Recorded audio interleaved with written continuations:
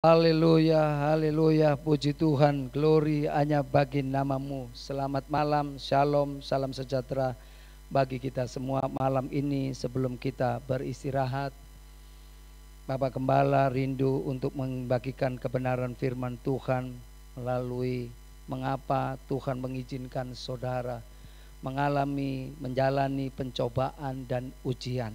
Sebab itu sebelum kita membaca kebenaran firman Tuhan, mari kita tundukkan kepala. Bapa di dalam surga, Bapa yang kami sembah di dalam nama Tuhan Yesus Kristus, terima kasih buat kesempatan yang indah malam ini. Kalau kami boleh berdiri ini semata-mata karena kemurahan anugerah Tuhan, kasih karuniamu yang terus melimpah-limpah dalam kehidupan hamba-Mu. Demikian juga jemaat Tuhan yang ada pada malam ini, mereka yang mendengarkan firman-Mu, Tuhan berkati, Tuhan tutup bungkus, lindungi, jagai sehingga sepanjang malam ini kami akan tidur. Tuhan tidurkan kami dengan nyenyak dalam nama Yesus. Haleluya, amin. Shalom, selamat malam, salam sejahtera bagi kita semua. Malam ini kita mencoba merenungkan akan kebenaran firman Tuhan lewat tema mengapa Tuhan mengizinkan saudara dan saya menjalani pencobaan dan pengujian. Tuhan izinkan kita menghadapi pencobaan dan ujian untuk membuat Anda dan saya untuk kita semakin lebih dekat kepadanya. Lewat Mazmur 107 ayat 12-13 berbunyi demikian, maka ditundukkannya hati mereka ke dalam kesusahan, mereka tergelincir dan tidak ada yang menolong. 13, maka berseru-serulah mereka kepada Tuhan dalam kesesakan mereka, dan diselamatkan-Nyalah mereka dari kecemasan mereka. Lewat firman Tuhan ayat 12-13 Mazmur 107 menunjukkan bahwa untuk kita menerima pencobaan dan ujian ini membuat saudara dan saya untuk lebih dekat kepada Tuhan. Kedua, di mana untuk mengetahui isi hati saudara dan apakah saudara tetap setia kepada Tuhan lewat ujian dan lewat pencobaan demi pencobaan, khususnya COVID-19 ini.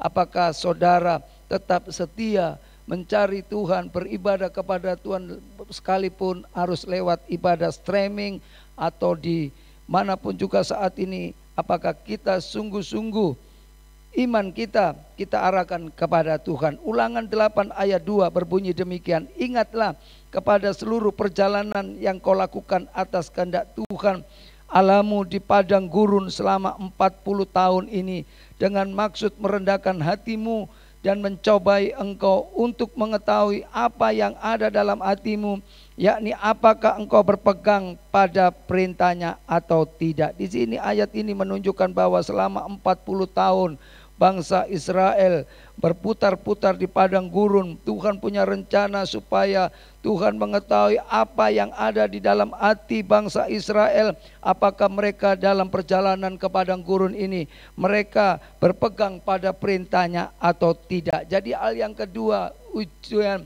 ataupun pencobaan yang Tuhan izinkan, yaitu untuk mengetahui isi hati saudara dan apakah saudara tetap setia kepada Tuhan. Yang ketiga, yaitu mengapa Tuhan izinkan masalah persoalan dan ujian itu boleh menimpa kita, yaitu untuk menarik saudara lebih dekat kepada Tuhan lewat firman Allah.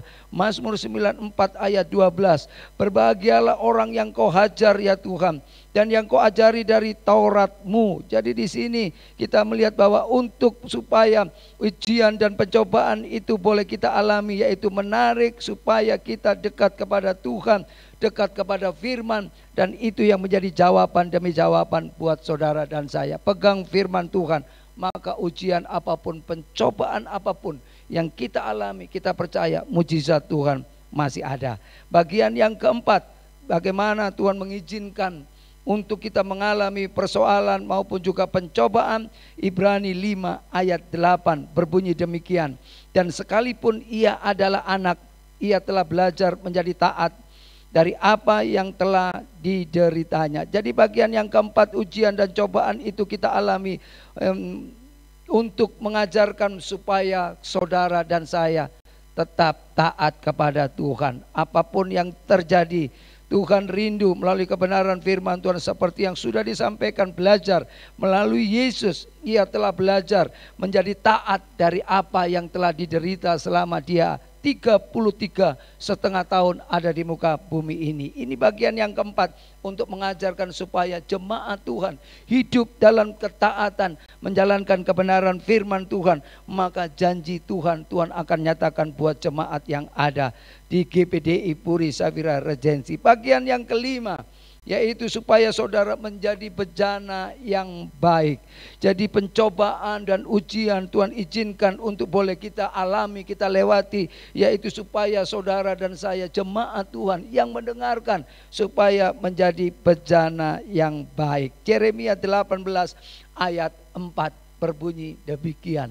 Apabila bejana yang sedang dibuatnya dari tanah liat di tangannya itu rusak, maka tukang periuk itu mengerjakannya kembali menjadi bejana lain menurut apa yang baik pada pemandangannya. Jadi di sini bagian yang kelima, ketika si tukang periuk itu melihat bejananya tidak kurang berkenan, maka tukang periuk itu mengerjakan kembali untuk supaya bejana yang dia kerjakan ini menjadi bejana lain yang mana menurut dirinya supaya baik pada pemandangannya. Jadi di sini hal yang kelima, supaya kita melalui ujian pencobaan ini kita menjadi bejana yang baik. 1 Korintus 5 ayat 7, buanglah ragi yang lama itu supaya kamu menjadi adonan yang baru, sebab kamu memang tidak beragi, sebab anak domba Paskah kita juga telah disembelih, yaitu Kristus. Jadi supaya kita menjadi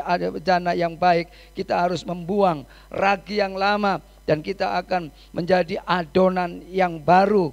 Kamu memang tidak beragi, sebab anak domba Paskah telah disembelih untuk menebus dosa-dosa saudara dan saya. Ini bagian yang kelima. Bagian yang terakhir yaitu bagian yang keenam, Maleakhi 3 ayat 3 berbunyi demikian. Ia akan duduk seperti orang yang memurnikan dan mentahirkan perak, dan ia mentahirkan orang Lewi, menyucikan mereka dari emas dan seperti perak, supaya mereka menjadi orang-orang yang mempersembahkan korban yang benar kepada Tuhan. Jadi bagian yang keenam untuk kita mengalami ujian pencobaan yang diizinkan oleh Tuhan Yesus, yaitu supaya kita dimurnikan seperti perak, seperti emas, yang mana orang Lewi menyucikan mereka, dikatakan seperti emas dan seperti perak, supaya mereka menjadi orang-orang yang mempersembahkan korban yang benar kepada Tuhan. Biarlah firman Tuhan malam ini menjadi perenungan buat kita. Masalah, persoalan, ujian, cobaan Tuhan izinkan untuk supaya kita bisa mengalami keenam hal, yaitu untuk membuat kita lebih dekat, untuk mengetahui isi hati kita, ataupun juga menarik saudara lebih dekat kepada Tuhan lewat firman Allah, untuk mengajarkan ketaatan, dan supaya saudara menjadi bejana yang baik, dan untuk semakin kita dimurnikan. Puji Tuhan, mari kita tundukkan kepala. Bapa di dalam surga, kembali kami mengucap syukur buat firman-Mu, makanan surgawi yang boleh kami sampaikan maupun yang kami terima malam ini untuk bekal kami beristirahat, supaya kami dapat beristirahat dengan nyenyak, dan kami boleh bermimpi-mimpi yang indah, dan kami tidak mengalami kejutan-kejutan yang melemahkan kami, tetapi kami dapat melewati sepanjang malam ini dengan kekuatan yang daripada firman-Mu menyertai tidur kami. Dalam nama Yesus, berkati jemaat-Mu yang mendengarkan, yang boleh duduk bersama-sama akan menikmati firman-Mu. Dalam nama Yesus kami sudah berdoa dan mengucap syukur. Haleluya. Amin.